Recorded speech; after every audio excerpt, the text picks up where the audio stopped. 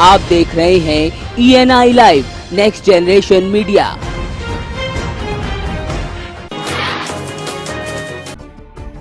बसपा अध्यक्ष मायावती ने हरदोई में जनसभा को संबोधित किया। यहाँ मायावती ने कांग्रेस, सपा समेत भाजपा पर जमकर निशाना साधा। उन्होंने कहा कि प्रदेश में बसपा सरकार बनने पर भर्तियों की जांच कराने की बात कही। तो वहीं नोटबंदी को लेकर केंद्र की मोदी सरकार पर भी तीखा हमला बोला।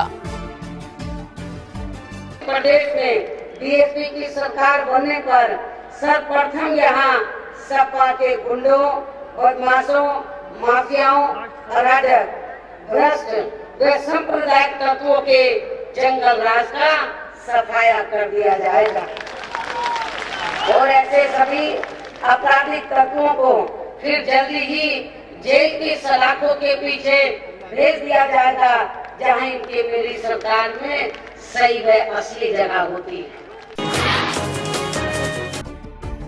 बीजेपी प्रदेश अध्यक्ष केशव प्रसाद मौर्य ने पीलीभीत बिरसंडा रामलीला मैदान पर बीसलपुर सीट से बीजेपी प्रत्याशी रामशरण वर्मा के समर्थन में जनसभा को संबोधित किया। यहां केशव प्रसाद मौर्य ने कहा कि सपा बसपा परिवारवाद और जातिवाद मूलजी पार्टियां हैं।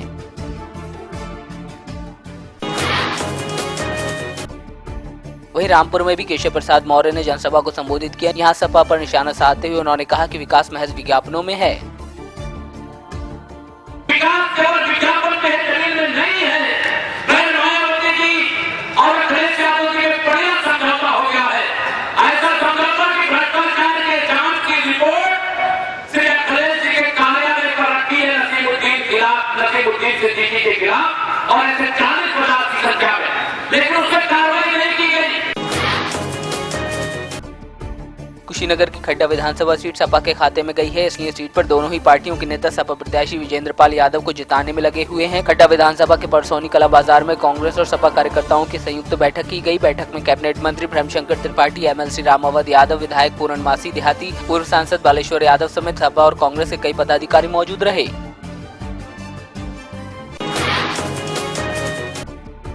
संत कबीर नगर की मेहतावल विधानसभा क्षेत्र के टंडवरिया रोड पर सपा प्रत्याशी जयराम पांडे ने कार्यालय का उद्घाटन किया। तो वहीं कार्यकर्ता सम्मेलन में उन्होंने 5वीं बार जीतने का दावा किया।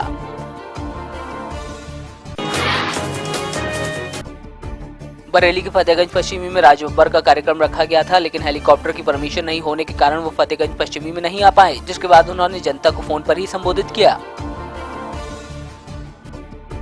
आंवला से बसपा की युवा उम्मीदवार अगम मौर्य ने सिरौली में जनसंपर्क किया। यहां अगम मौर्य ने मौजूदा विधायक पर जोरदार हमला बोलते हुए कहा कि मौजूदा विधायक ने इतने दिन सत्ता में रहने के बावजूद कोई विकास कार्य नहीं किए।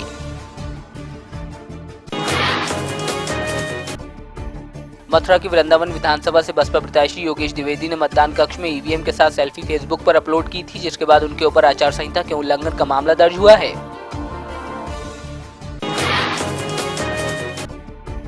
फतेहपुर में केंद्रीय मंत्री साध्वी निरंजन ज्योति ने प्रेस वार्ता की। यहाँ उन्होंने कहा कि राम मंदिर हमारे जहन में है, राम मंदिर वहीं बनाएंगे, लेकिन तारीख नहीं बताएंगे क्योंकि पूरा मामला कोर्ट में विचाराधीन है। अफजाल अंसारी द्वारा अमित शाह पर अशोभनीय टिप्पणी करने पर साध्वी ने कहा कि ये सब लोग हताश हैं, इसलिए ऐसे बयान दे रहे हैं।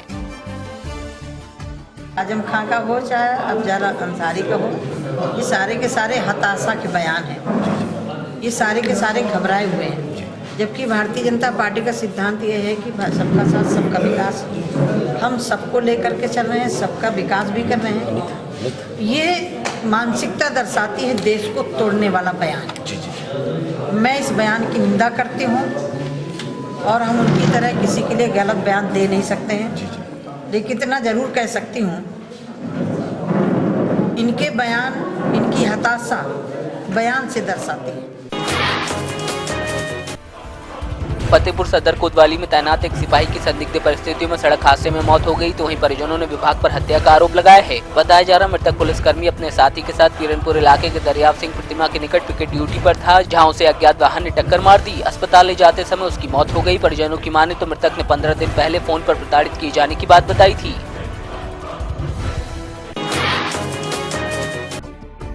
सिद्धार्थनगर के बांसी स्थित राप्ती पुल पर भीषण जाम लगने से राहगीरों को काफी दिक्कतें पेश आई। बताया जा रहा है राप्ती पुल से गुजर रहे ट्रक में तेल खत्म होने की वजह से ट्रक बीच में ही रुक गया, जिससे जाम की स्थिति पैदा हो गई। उधर जाम हटवाने के लिए बांसी पुलिस को काफी मशक्कत करनी पड़ी।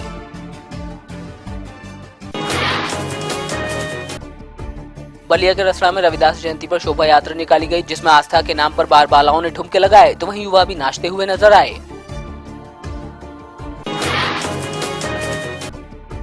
पिछले दिनों हुए नाहवा जेल ब्रेक कांड के मुख्य आरोपी और नामी गैंगस्टर गुरप्रीत सिंह सेखों को उसके 3 साथियों के साथ पटियाला काउंटर इंटेलिजेंस की टीम ने मोगा के गांव धुड़ी से दबोच लिया। पूरे मामले की जानकारी काउंटर इंटेलिजेंस के एआईजी गुरमीत सिंह चौहान ने फोन पर मोगा के एसएसपी को दी। वहीं पकड़े गए आरोपियों के पास से हथियार भी बरामद किए गए हैं।